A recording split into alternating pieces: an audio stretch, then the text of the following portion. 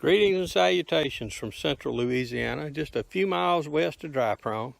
Today I lit into this Cunningham Walk Behind tractor, took the wheels off and took the engine off and just started some of the basic refurbishment of it. I did discover it as a dark green to begin with, but much to Beth's dismay, I started tinkering with it.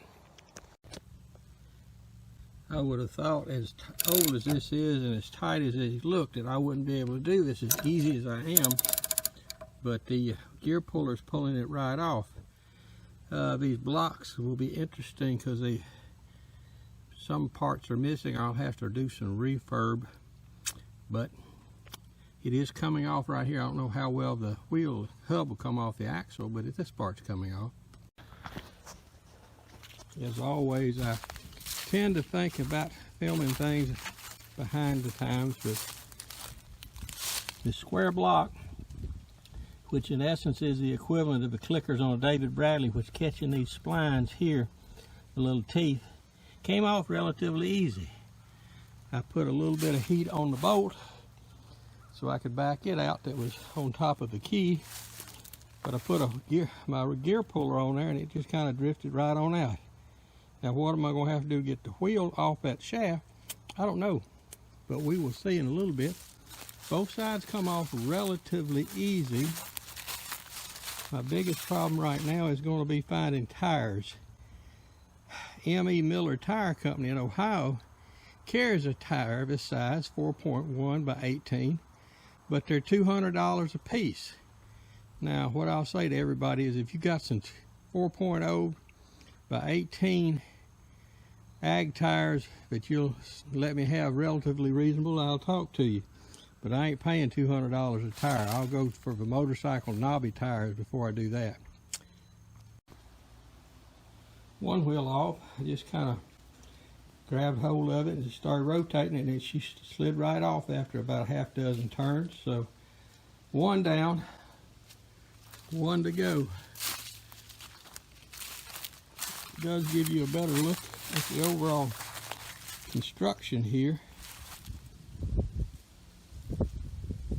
I'm not sure if this was an original implement attachment or added on, but that's what we found here. So probably what will end up staying there whenever I get around to truly trying to put it back together. My grandmother used to say I was extremely good at taking things apart, but not necessarily good at putting them back together. But we'll let that sit just the way she said it. All right, now there's two off. You can see the major tire problems here.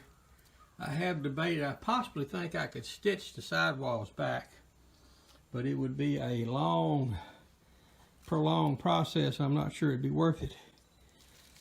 But we will see. Let's look. You can see even more of the undercarriage portion of this truck walk behind, the frame and all. So I'm gonna go ahead and take the engine off of so I don't break it all up, wrestling this thing around now that I took the wheels off. But it is a definite potential.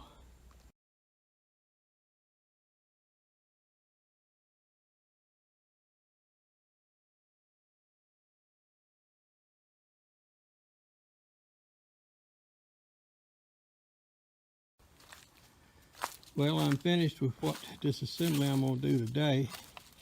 It did show me one thing. The original color is a darker green. Not sure which darker green, but it is a dark green. But we can see the mechanism fairly clearly now. Both wheels are off. And I took the motor off. And you see the drivetrain and everything. Everything looks to be fairly loose without too much trouble. It won't be, I hate to use the word, a super hard refurbishment, but it'll take a little time, which I don't have right now, but at least I've got the wheels off and I can start looking for tires for those and make a decision on whether I try to revamp refurbish, restore the old engine, or if I get a Predator and put on front of it. But either way, it'll be an engine on it, and restore this homemade implement on the back, and we'll have to look forward to that. But it's going to have to come down a little bit farther because I'm going to have to run the rest of these pieces through the rust bath and try to get them down to where I can paint them reasonably. But it should be a fun looking one when it gets finished.